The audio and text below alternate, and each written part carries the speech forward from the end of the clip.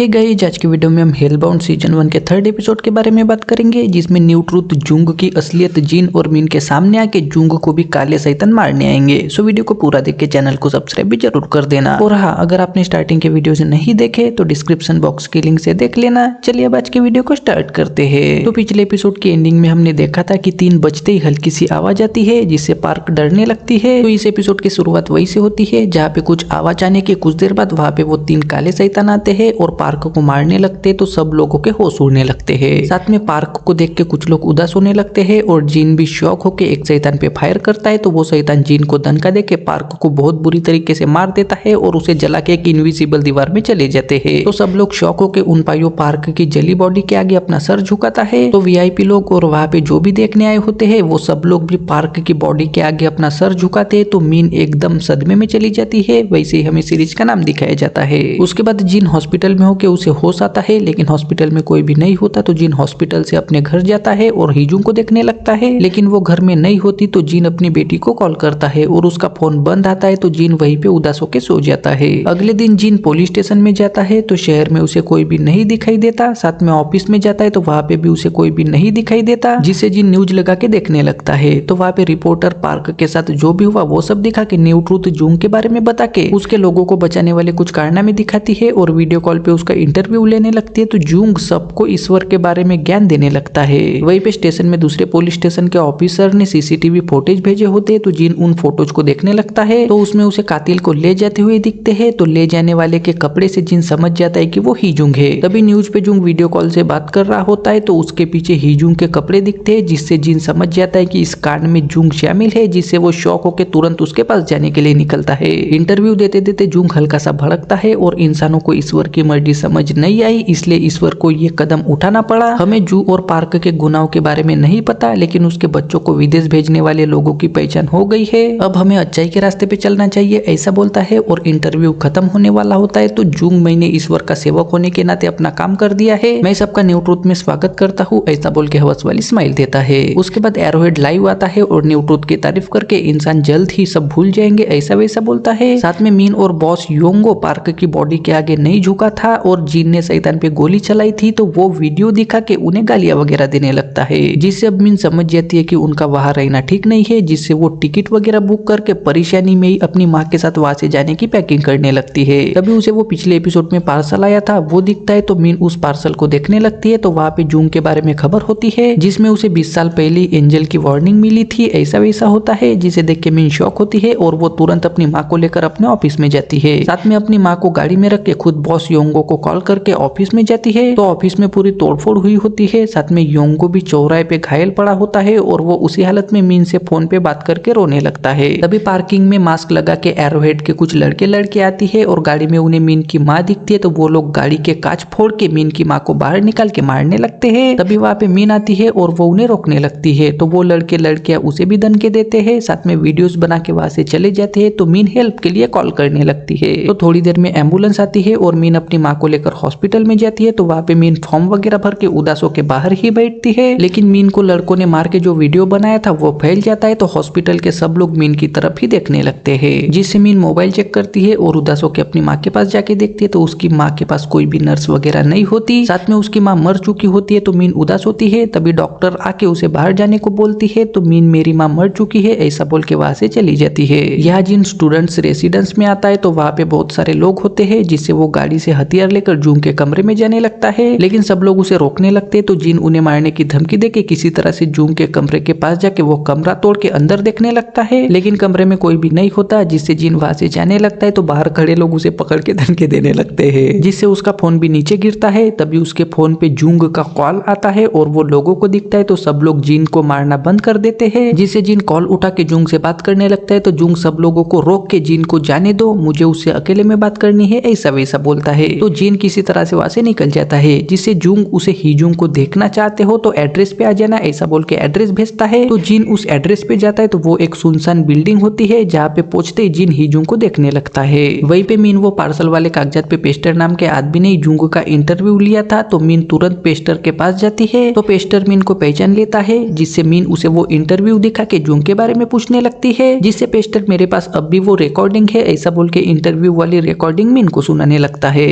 जिन जिन हिजुंग को उस सुनसान बिल्डिंग में ढूंढ रहा होता है तभी उसे पियानो बजाने की आवाज आती है। तो जिन उसके पास जाता है तो वहाँ पे जुंग होता है, जिससे जिन उससे हिजुंग के बारे में पूछने लगता है। लेकिन जुंग उसे 20 साल पहले मेरी भी भविष्यवाणी हुई थी, जिसमें वो काला एंजल मेरे सामने आके उसने बताया था कि आज से 20 साल बाद रात के 10:30 बजे तुम्हें नरक भेजा जाएगा। तो मैं डर गया था, लेकिन मैं वैसे ही केसेस को ढूंढने लगा। तो मुझे किसी एक्सेप्शन की तलाश थी, लेकिन मेरी भविष्यवाणी 10 मिनट में सच होने वाली है ऐसा बताता है, जिसे जिन को लगता है कि उसने हिजुंग का इस्तेमाल किया। तो जिन उस पे भड़क के तुमने क्या पाप किए थे ऐसा वैसा पूछने लगता है। तो जुंग उसे मैंने कभी झूठ नहीं बोला था, कभी कोई गलत काम नहीं किया था, इससे मुझे लगता था कि मेरी माँ वापस आएगी। लोगों को मानना होगा कि ये सब दुनिया को बेहतर बनाने के लिए हो रहा है, इसलिए मुझे लोगों को दिखाना पड़ा कि सबसे ज्यादा पाप करने वाले लोग नरक जाएंगे। लेकिन मैंने हिजुंग को नहीं फंसाया। तुमने खुद कहा था कि इंसानों का खुद के ऊपर अधिकार है। अब मैं ये दुनिया तुम्हारे हाथों में सौंप के जा रहा हूँ। मैं 20 सालों से डर में जी रहा हूँ, लेकिन उस डर की वजह से मैंने अच्छी जिंदगी जी। ये डर ही दुनिया को बेहतर बनाएगा ऐसा बोलता है और रोने लगता है।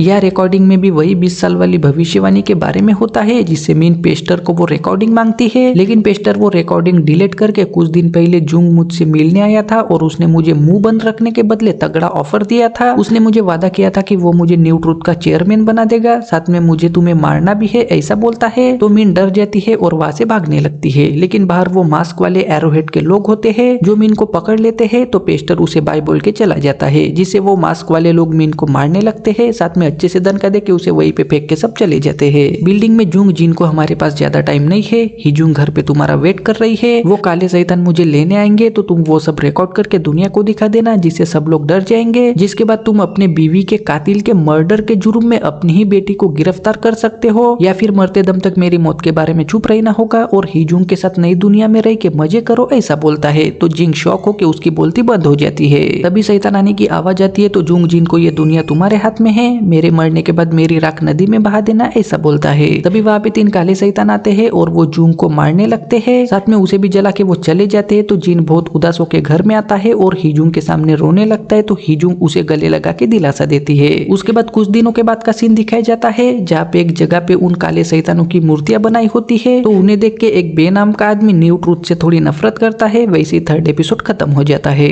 सो गाइस, आई होप आपको आज की वीडियो पसंद आई होगी। अब वीडियो को लाइक करके चैनल को सब्सक्राइब भी जरूर कर देना।